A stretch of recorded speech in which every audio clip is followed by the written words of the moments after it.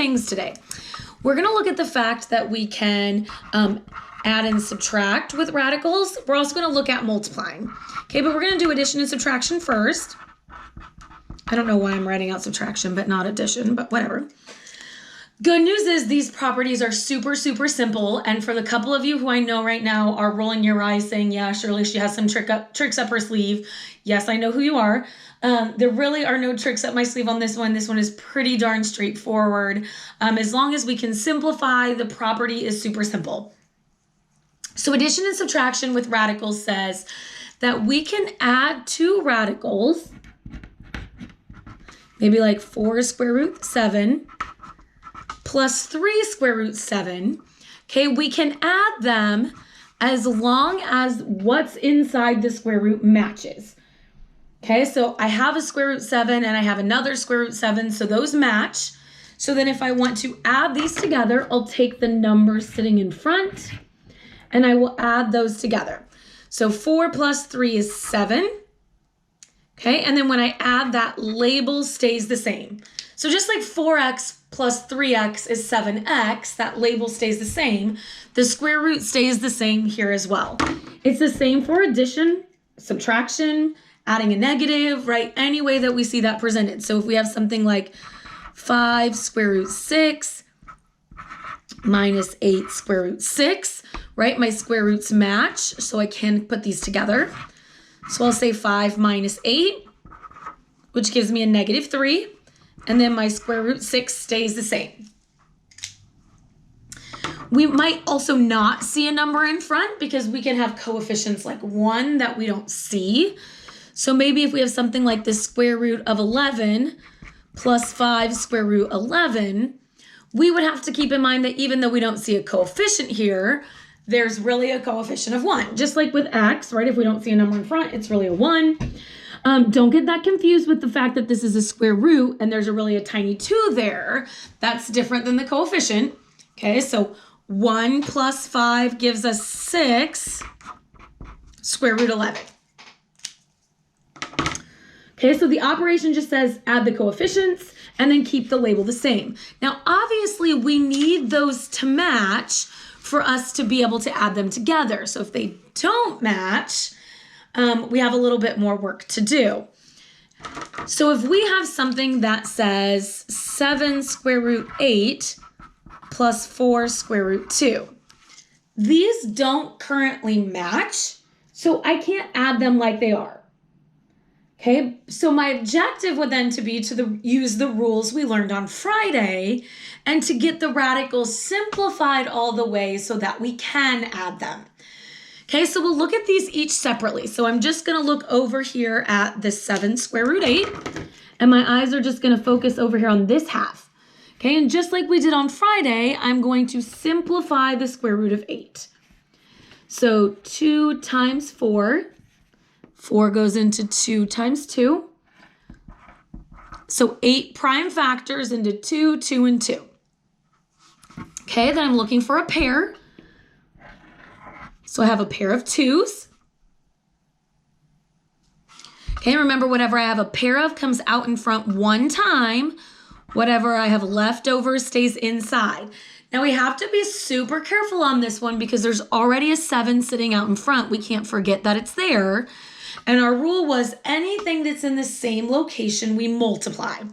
So 7 times 2 gives me 14 square root 2. And so 7 square root 8 simplifies to 14 square root 2. So if you want to check and make sure, so my paper is like staticking to the table. If we want to check and make sure that's the same, in our calculator, we could do 7 square root 8, which gives us this big old messy decimal 19.79, and then do 14 square root 2, which gives us that same old big long messy decimal. So we know that we have the correct value there. Okay, 2, if we try and check in prime factor, there are no pairs. It's already prime, so we're going to leave it how it is. And now we have matching square roots. So 14 plus 4 is 18. And the square root stays the same. So we would get 18 square root 2. Okay, and that's all there is to addition and subtraction. Okay, using those rules we learned on Friday to make sure that we're simplified, and then just adding the numbers in front when they're same. Now, my students will often then bring up the question, okay, well, what happens if they don't match? So what if I have something like 5 square root 7 plus 2 square root 3? How do I add those? Okay, the answer is just that we can't. Okay, we can't add them. I can't add 2x squared plus 5x to the third. So I can't add these either. They don't match. There's nothing I could do with it. I would just leave it written in that form. Okay, then the other operation that we wanted to take a look at today is multiplication. Okay, or how do we multiply with radicals? And again, the property is super simple. Okay, I don't have any tricks up my sleeve. It's very straightforward.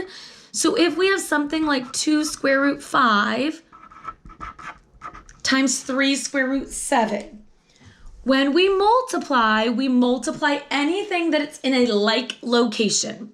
So numbers that are in front of the square root can all get multiplied together. And numbers that are inside square roots can all get multiplied together. So the 2 and 3 are both sitting in front. They're not inside a square root. So I can multiply 2 times 3, which gives me a 6.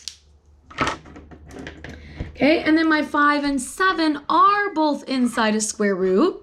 So since they're in the same location, I can multiply them. Okay, and so I get an answer of 6 square root 35. Now, when we are multiplying with square roots, we just can't forget the previous information that we already know. So if we are asked to multiply something like 5 square root 6 times 4 square root 10, okay, the rule is still the same. Okay, the numbers outside get multiplied together. So 5 times 4 is 20. And then 6 times 10 is 60. The problem is that if we wrote down a final answer of 20 square root 60, we would not be correct in this situation.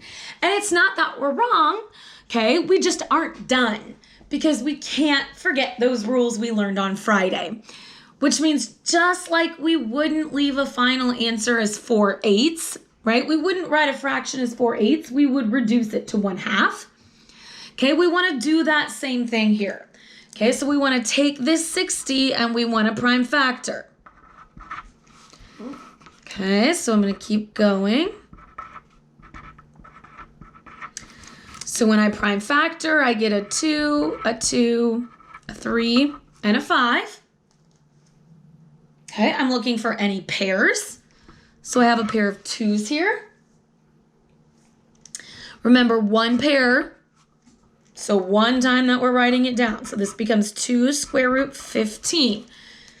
We can't forget that there was already that 20 sitting out in front. So that 20 is still, 20 is still part of this. Anything in the same location gets multiplied. So our final answer would be 40 square root 15. Okay, it's really important that you always check and make sure that your square roots are simplified.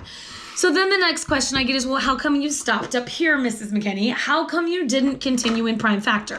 Well, you could, right? So if I prime factor 35, this splits into 5 and 7.